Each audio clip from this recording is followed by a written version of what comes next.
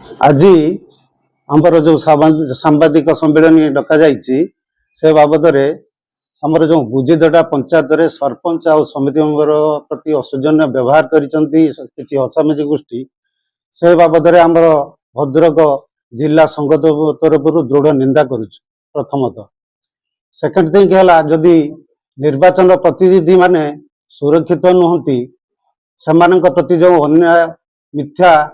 जो एतला दिया जाइछि से बाबद आमर जिला प्रशासन पूरा स्थाणु पलटि जाइछि। आमे यही सांबादिक भाई मानक जरिया आमे निवेदन करुछु ये जो असामाजिक व्यक्ति विरुद्ध सेमानक विरुद्ध दृढ़ कार्यानुष्ठान ग्रहण करନ୍ତୁ। जदि यार प्रशासन ए प्रति दृष्टि न देई एई भली जिनसटा आमर निर्वाचित प्रतिनिधि प्रति अवहेला करिवो आगामी 7 दिन भितर आमे ये जिला आ राज्य सबु स्तर रे आमर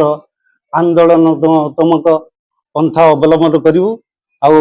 अनशन भी करने को आम धार्य कर गोटे वीडियो भाइराल होता सरपंच एवं आउ किसी लोकों सहित जो टणाघोषरा वीडियो भाइराल होता वीडियो रे लिखा जायतला जे सरपंच काहाको मारुछन बोली से कोन आपण से बाबद रे आमे देखिछु से वीडियो रे से जो स्कूल विद्यालय रे छात्र पड़तला किछि असामाजिक लोक ताको भंडूर करिया पई से छात्रटा को जो ट्रैक्टर वाला को समान को बहुत धमचमक करथले से बाबद रे आमर जो सरपंच से खबर पाई तलू को आसला बेरे से जो तलर जो विद्यालय पाहाच थिला से पाहाच रे इम्बालांस हो गोड़टी खसी जाइथिला। खसीला पर से पड़ी गला पर आमे तो देखुछु ताको से स्त्री लोक जो आउ अलगा लोक सब ठिया कि सेमानकु सरपंच को मारुचंती। सरपंच कहा को मार नहीं सरपंच खाली गोटे अजाणत गोटे छुआ हाथ जो बेकर पड़ जाइए से धरी जाइए से उठिया पई चेष्टा करुच्ची किंतु तांको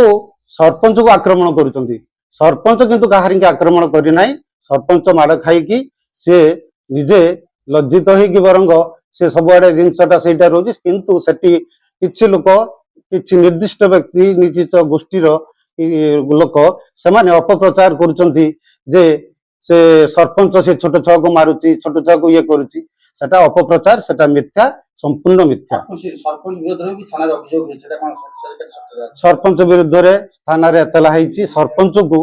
वर्तमान आमे देखिलु आमे प्रशासन कहीं जरिया कहूचु प्रशासन चाप भी पकाउची सरपंच समिति उपरे ताको अरेस्ट करिया पे धमक भी दउची सेति पई आमे एसपी को आमे देखा करिवु ए आपण को खाली ए बाबद रे हमको निर्दिष्ट आमे तथ्य दउचु जे आमे एसपी के देखा करी ए बाबद रे आलोचना करिवु ए मिथ्या अपप्रचार लेकी समस्त लोक प्रतिनिधि जो एतला जाइछन से बाबद रे कोनोसी जेमिति भूल निर्दिष्ट तदंत न करी भूल तथ्य माध्यम रे कोनोसी कार्यानुष्ठान ग्रहण न कर।